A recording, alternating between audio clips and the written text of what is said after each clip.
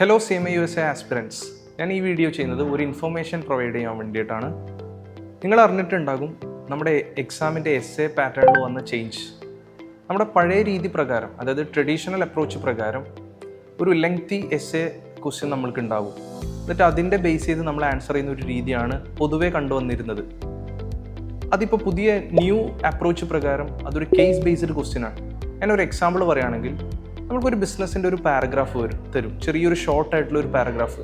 അതിൽ ബിസിനസ് എന്താണ് ചെയ്യുന്നത്, പിന്നെ അവരുടെ സ്റ്റാറ്റിക് ബഡ്ജറ്റ് റിപ്പോർട്ട്, അതുപോലെ ആക്ച്വൽ റിസൾട്ട്, ഇങ്ങനെ കുറച്ച് കാര്യങ്ങൾ തരും. എന്നിട്ട് നമ്മളോട് സബ് ക്വസ്റ്റ്യനായിട്ട് ചോദിക്കുക. ഒരു എക്സാമ്പിൾ പറയുകയാണെങ്കിൽ, അതിൻ്റെ സബ്ബായിട്ട് ഒരു 7-8 പോയിന്റ്സ് തരും.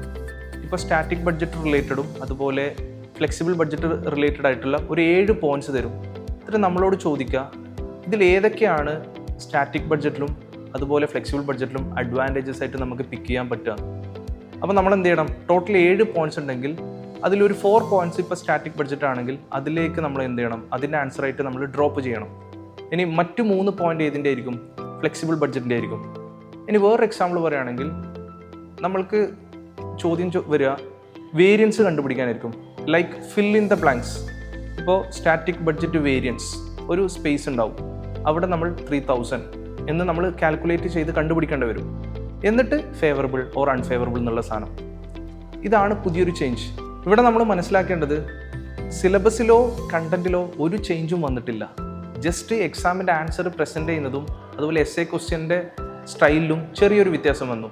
ഈ ചേഞ്ച് ആപ്ലിക്കബിൾ ആവുക അപ്കമിങ് വിൻഡോ ആയിട്ടുള്ള മെയ് ജൂൺ 2026 ഓൺവേർഡ്സ് ആണ്.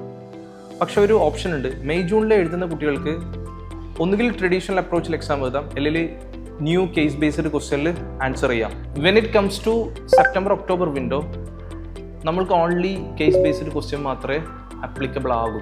ഈ പുതിയ വന്ന ചേഞ്ച് ഒരിക്കലും നമ്മുടെ എക്സാം ടഫ്നെസ് കൂട്ടാൻ വേണ്ടിയോ അല്ലെങ്കിൽ നമ്മുടെ മാർക്ക് സ്കോറിനെ നെഗറ്റീവ്ലി ഇമ്പാക്റ്റ് വരാൻ വേണ്ടിയൊന്നുമല്ല. ജസ്റ്റ് നമ്മൾ പുതിയ സ്റ്റൈലിലേക്ക് നമ്മുടെ പ്രിപ്പറേഷൻ കൊണ്ടുവരാം. കണ്ടൻ്റൊക്കെ സെയിം ആണ്. സോ നെക്സ്റ്റ് അറ്റംപ്റ്റിൽ തന്നെ നിങ്ങൾ നിങ്ങളുടെ എക്സാം പാസ്സാവാൻ ശ്രമിക്കുക. Thank you.